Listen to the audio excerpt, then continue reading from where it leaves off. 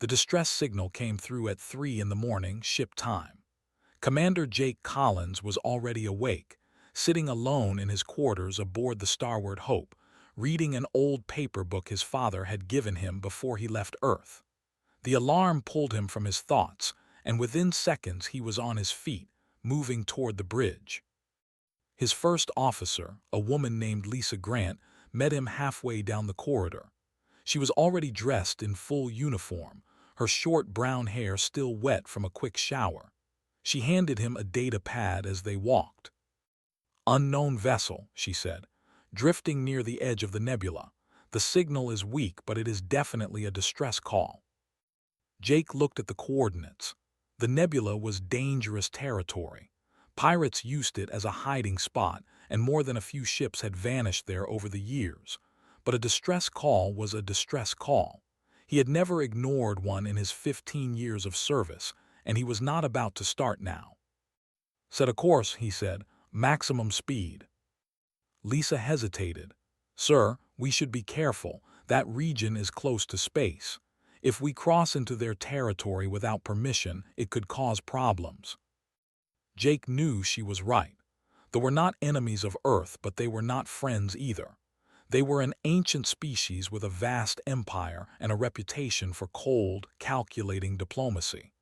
They did not like outsiders, and they did not forgive insults easily. "We stay on our side of the border," Jake said, "but we answer that call. Someone out there needs help."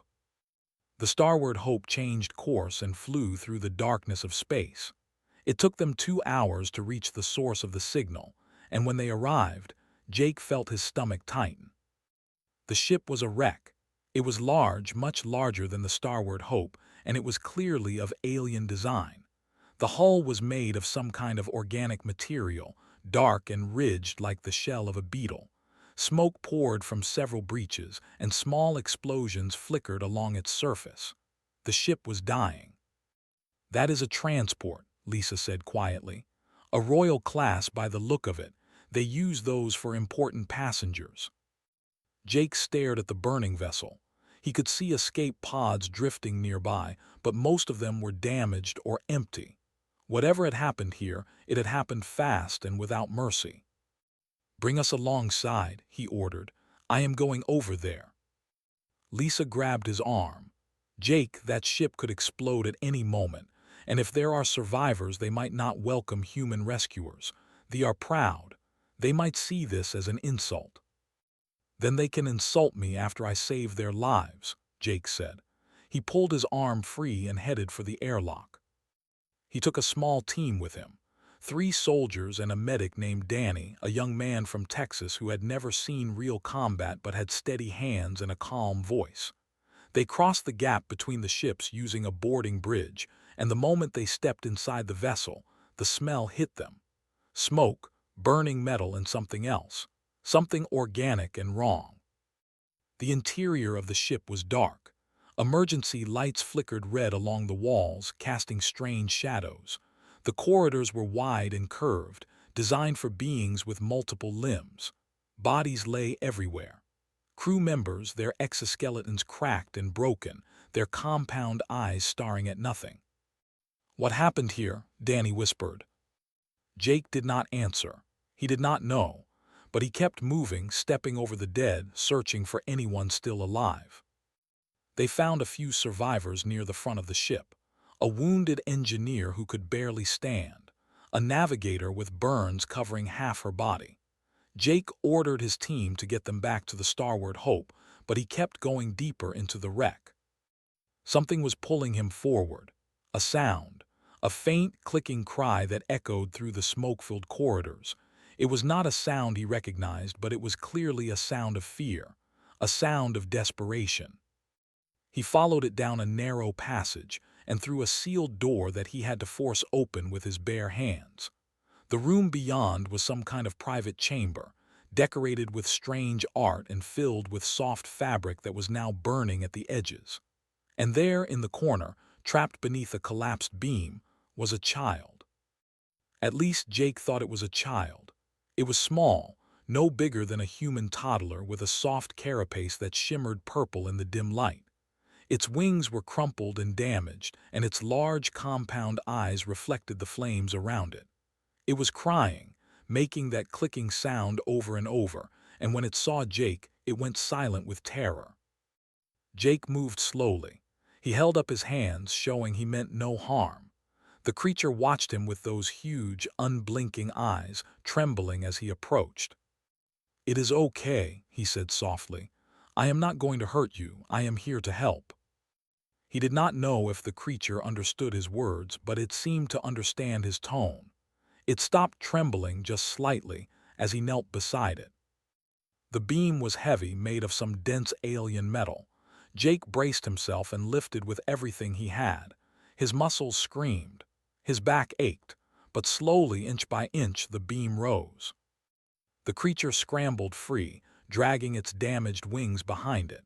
Jake dropped the beam and scooped the small being into his arms just as a new explosion rocked the ship. Fire burst from the walls. The ceiling began to collapse. Jake ran. He held the creature against his chest, shielding it with his body as sparks and debris rained down around them. He could feel the heat through his suit, could smell his own hair beginning to singe. But he did not stop. He could not stop. He reached the boarding bridge just as the ship began to break apart. He threw himself across the gap, landing hard on the deck of the Starboard Hope.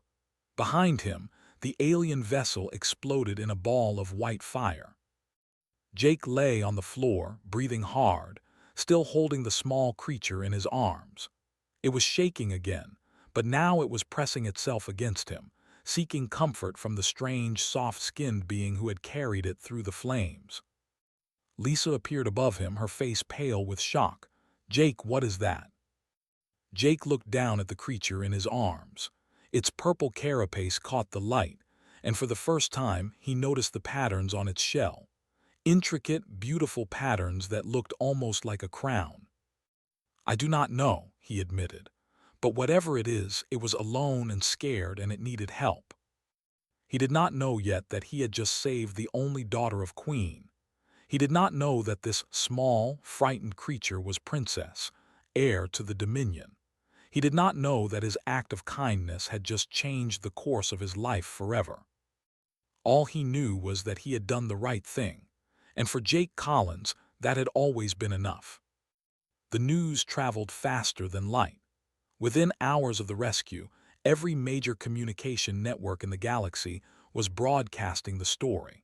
A human commander had saved a royal from a burning ship. The daughter of Queen herself had been pulled from the flames by an outsider, a member of a species the barely acknowledged. Jake did not understand the significance at first. He was too busy dealing with the aftermath. The survivors from the transport were being treated in the medical bay, and Little refused to leave his side. She followed him everywhere, clicking softly whenever he moved too far away. The medics found it strange, but Jake found it oddly touching. The child trusted him, even though he was nothing like her. 3 days after the rescue, a warship appeared at the edge of sensor range. It was massive, 10 times the size of the Starboard Hope, with weapons powerful enough to reduce Jake's vessel to dust in seconds. But it did not attack. Instead, it sent a message requesting permission to dock. Jake granted it. He had no choice. Refusing would have been seen as an act of aggression, and he was not foolish enough to start a war over protocol. The envoy who came aboard was tall and thin, with a dark green carapace and eyes that seemed to look right through everything they focused on. He introduced himself as Lord Consul and personal voice of Queen, ruler of the Dominion. They met in the conference room.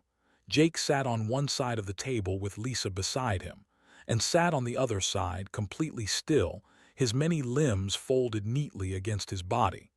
2 guards stood behind him, silent and motionless. "You saved the princess," and said. His voice was strange, layered, as if several people were speaking at once. "The Queen is grateful." "I did what anyone would do," Jake replied. "She was a child in danger. I could not leave her there." And tilted his head, studying Jake with those unreadable eyes. "Perhaps that is true for your kind. It would not be true for many others. The galaxy is not a kind place, Commander Collins. Jake said nothing. He sensed there was more coming. Among our people, and continued, the saving of a royal life is no small matter. It creates a bond called the Eth. This bond cannot be broken. It cannot be ignored. It is older than our empire, older than our recorded history. It is sacred. Lisa leaned forward. What exactly does this bond require? And turned his gaze to her, and she visibly shrank back. The Eth demands balance. A life saved must be answered with a life given. Commander Collins saved the princess. Therefore, Commander Collins now belongs to the Dominion. The words hung in the air like a death sentence. Jake felt the blood drain from his face.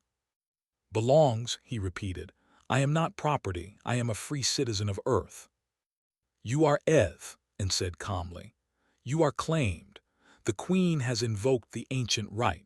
You are to be brought before her on Ara Prime, where you will serve at her side for the remainder of your natural life. Jake stood up, his chair scraping loudly against the floor.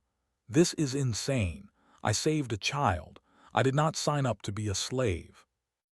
And remained seated, unmoved by the outburst. You may refuse, of course. That is your right. But know this. Refusal of the Eth is the greatest insult one can give to a royal. It is an insult that cannot be forgotten or forgiven. It would mean war between your people and ours. The room went silent. Jake looked at Lisa, and he saw the fear in her eyes. The Dominion controlled hundreds of systems. Their fleet was one of the largest in the known galaxy. Earth could not survive such a war. Millions would die, maybe billions. You cannot do this, Lisa said, her voice shaking. This is blackmail. It is law, and replied. Our law. Commander Collins entered our space and took a member of our royal family. He is bound by our traditions, whether he likes it or not. Jake sat back down slowly. His mind was racing, searching for a way out, but every path led to the same dark place. If he refused, Earth would burn. If he accepted, he would lose everything he had ever known. How long, he asked quietly, how long would I serve?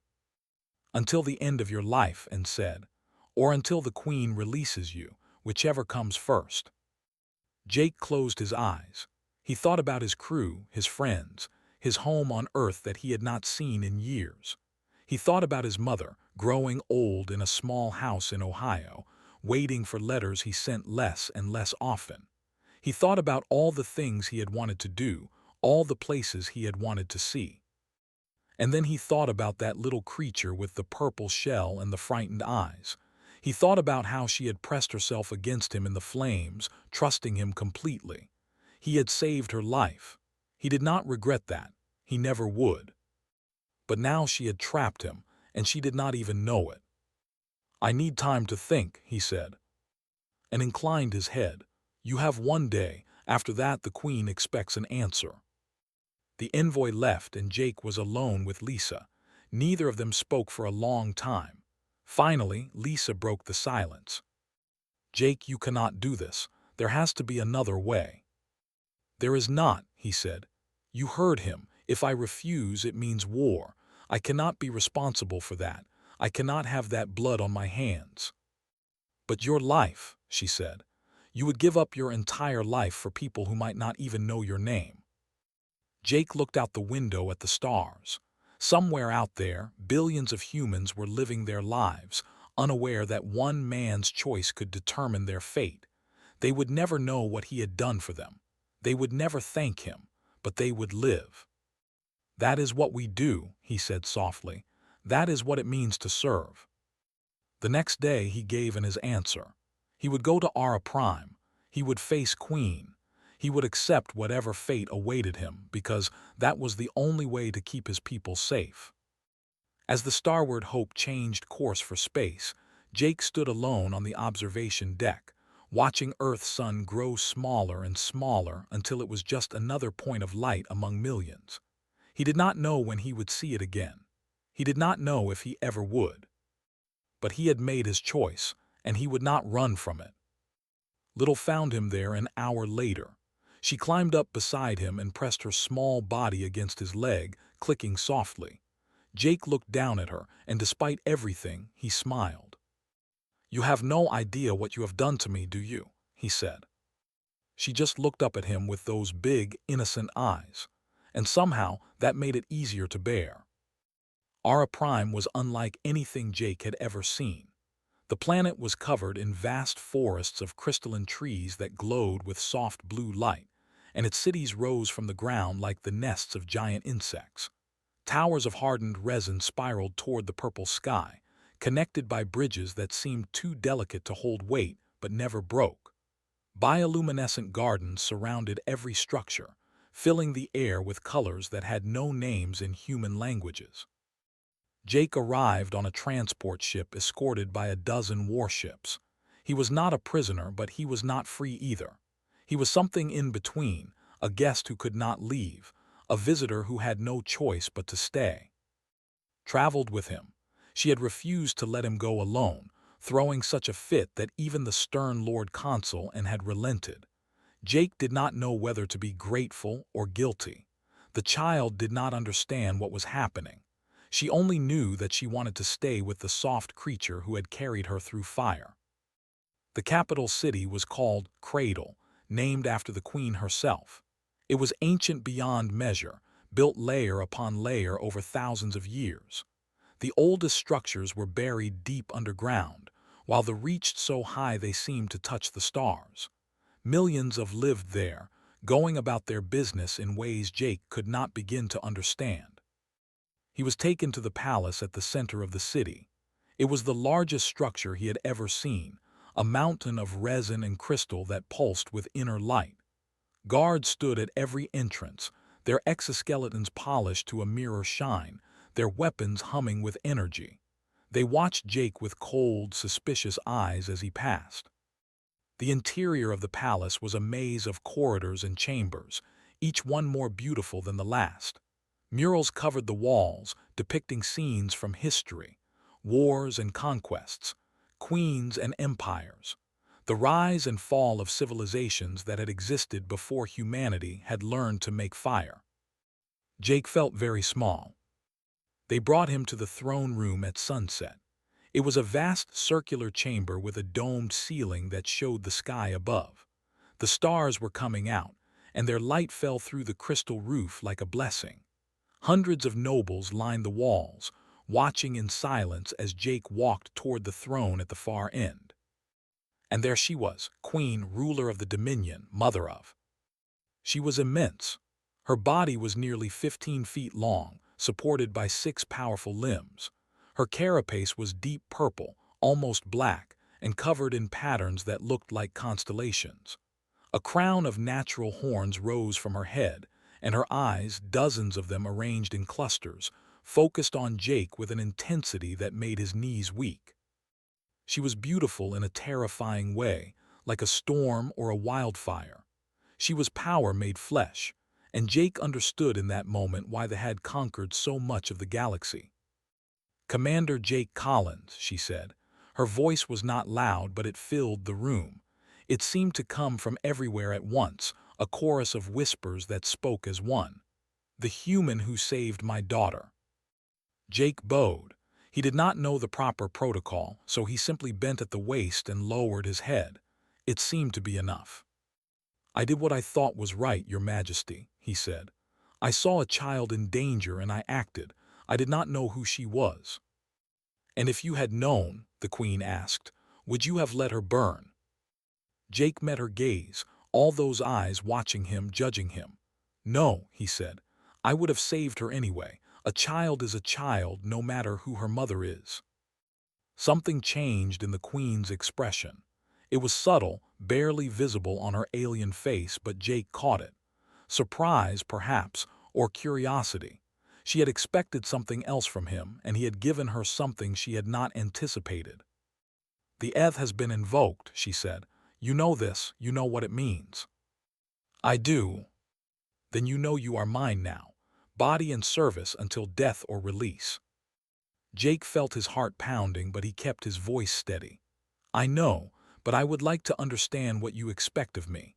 "I am a soldier, your majesty. I follow orders, but I need to know what those orders are." The queen was silent for a long moment. Around the room, the nobles shifted restlessly. They had expected the human to beg or to cry or to resist. They had not expected him to stand there calmly and ask questions. Finally, the queen spoke again.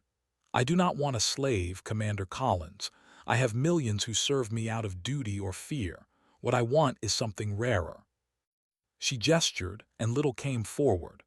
A servant had been holding her at the edge of the room, but now she ran to Jake and grabbed his leg, clicking happily. "My daughter has bonded with you," the queen said. "She trusts you in a way she trusts no one else, not even me. I want you to be her guardian, her protector. You will stay by her side, keep her safe, and teach her whatever wisdom your people possess." Jake looked down at, then back at the queen. This was not what he had expected. He had prepared himself for chains and labor, for humiliation and suffering, not for this. "A guardian," he repeated, "not a servant." "Among our people, a guardian is sacred," the queen said. "Higher than any noble. You would answer to no one but me and eventually to herself when she comes of age. You would live in the palace, eat at the royal table, and be treated with honor." It was still a cage, Jake realized. A golden cage, but a cage nonetheless. He would still be bound to this alien world, far from Earth, far from everyone he loved. But he looked at her innocent eyes and her trembling wings, and he thought about what it would mean to abandon her. She had chosen him. She had reached out across the vast gulf between their species and decided that he was worth trusting. Could he really turn his back on that? "I have one condition," he said. The nobles gasped. No one made conditions with the queen, but simply raised one of her many limbs, silencing them. "Speak." "I will be her guardian," Jake said, "but I will also be her teacher. I will teach her about humanity, about compassion and mercy and the value of every life, no matter how small. I will teach her that strength is not just about power, but about kindness." The queen studied him for a long time. Jake could not read her expression. He did not know if she would agree or if she would have him executed for his boldness. Then she laughed. It was a strange sound, like wind chimes in a storm, and it echoed through the throne room. "You are either very brave or very foolish, Commander Collins," she said. "Perhaps both. But I accept your condition. Teach my daughter well. Show her what makes your species so strange and so stubborn, and perhaps in time we will all learn something." Jake bowed again. When he rose, was looking up at him with something that might have been hope. "I will do my best," he said. And so began his new life. 7 years passed on Ara Prime, and Jake Collins became something they had never seen before. He was a fixture in the royal court, a strange, soft-skinned creature who walked among the nobles like he belonged there. At first, they laughed at him behind his back. They called him the Queen's pet, a curiosity kept for amusement. But as the years went by, the laughter stopped. Grew, she was no longer the frightened larva Jake had pulled from the flames. She was becoming a young princess, her wings now fully healed and shimmering with colors that shifted in the light. Her carapace had darkened to a rich violet, and the patterns on her shell had grown more intricate, marking her as true royalty. But it was not her body that had changed the most, it was her mind. Jake taught her everything he could. He told her stories from Earth, tales of heroes who fought not for conquest but for justice. He spoke of leaders who had chosen peace over war, who had found strength in diplomacy instead of destruction. He taught her that every life had value, from the mightiest queen to the smallest worker, and that true power came not from fear but from respect. Listen to everything. She absorbed it like water soaking into dry ground, and slowly she began to change. She started questioning the old ways. When prisoners were brought before the court, she asked why they could not be shown mercy. When conquered species sent tribute, she wondered if they might become allies instead of subjects. When the nobles spoke of crushing rebellions with overwhelming force, she suggested negotiations first. The court did not know what to make of her. Some of the younger nobles were intrigued by her ideas. They whispered that perhaps the princess was onto something, that perhaps the old ways were not the only ways.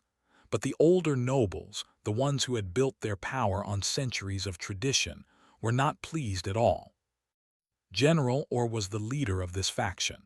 He was ancient even by standards, his carapace from 100 battles, his eyes cold and calculating. He had served 3 queens before, and he believed in the old ways with a fervor that bordered on religious devotion.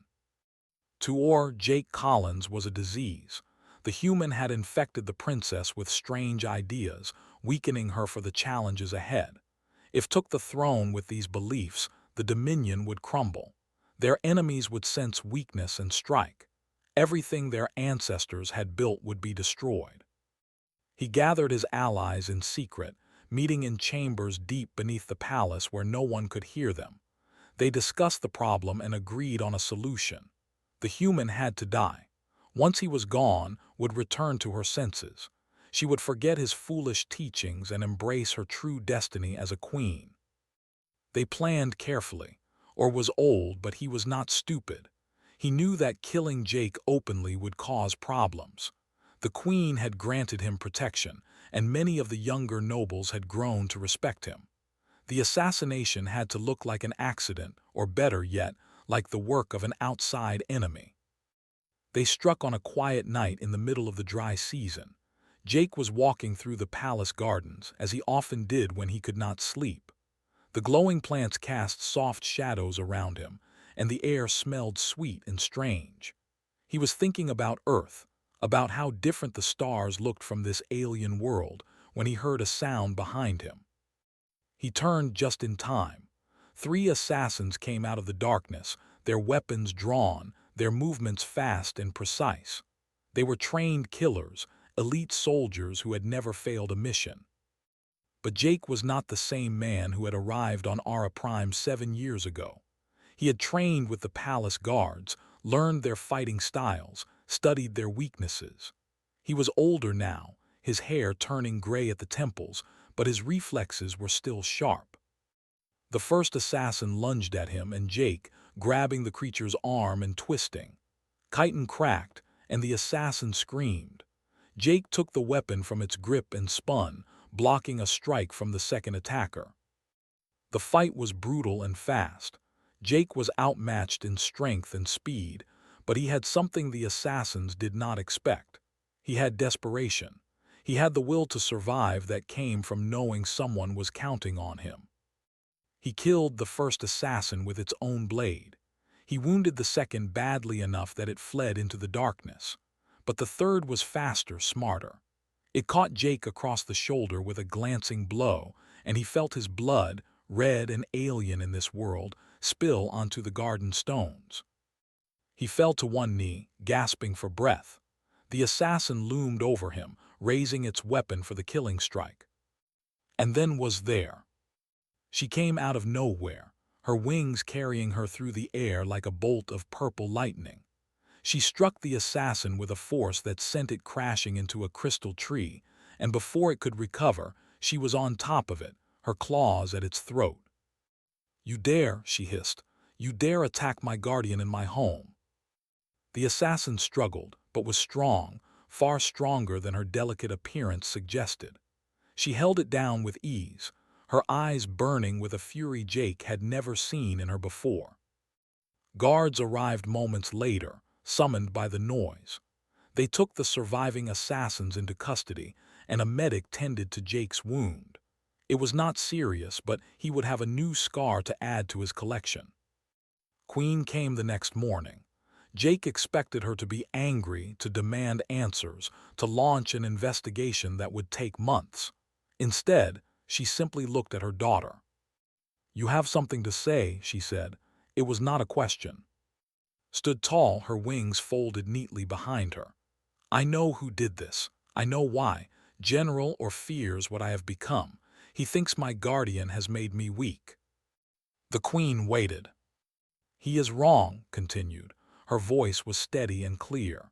"Jake Collins has not made me weak. He has made me see that there are other kinds of strength, the strength to show mercy, the strength to build rather than destroy, the strength to lead with wisdom instead of fear. She turned to face the assembled nobles, many of whom had been watching in silence. Some of them were allies of Or. Some of them had wanted Jake dead just as much as the general did. General Or is stripped of his rank, declared. His lands are forfeit. His allies will choose now in this moment whether they stand with me or against me. There will be no second chances. The chamber went completely still. Jake watched the nobles exchange glances, watched the calculations happening behind their many eyes. And then, one by one, they lowered their heads in submission. Or was taken away in chains, cursing and screaming that the human had doomed them all. But no one listened anymore. Came to Jake that evening, after the chaos had settled. She sat beside him on the garden bench where they had spent so many hours talking. "Thank you," she said softly. Jake shook his head. "I did not do anything. You saved me." "No," she replied. "You taught me to save myself. You taught me who I want to be." Jake smiled, and for the first time in 7 years, he felt like maybe he was exactly where he was supposed to be. Queen was dying. The truth had been hidden for months, known only to her closest advisors and the royal physicians. But secrets do not last forever, and eventually Jake learned the truth like everyone else. The queen who had ruled for 3 centuries was finally reaching the end of her life.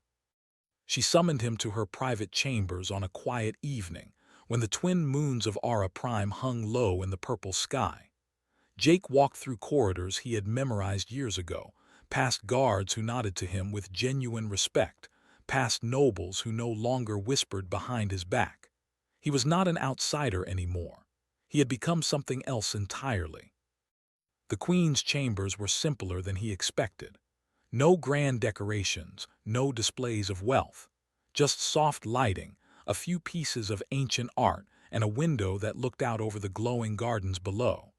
Rested on a platform of woven silk, her massive body diminished by illness but still radiating power.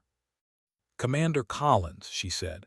Her voice was weaker now, the chorus of whispers fading to something almost human. "No, that title no longer fits. You have not been a commander for many years. You are simply Jake now." Jake bowed. "Your Majesty." "Sit with me," she said.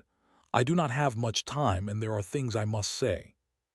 He sat on a small chair near her platform, close enough that he could see the patterns on her carapace had faded with age. She was old beyond measure, ancient by any standard, and her eyes held the weight of centuries.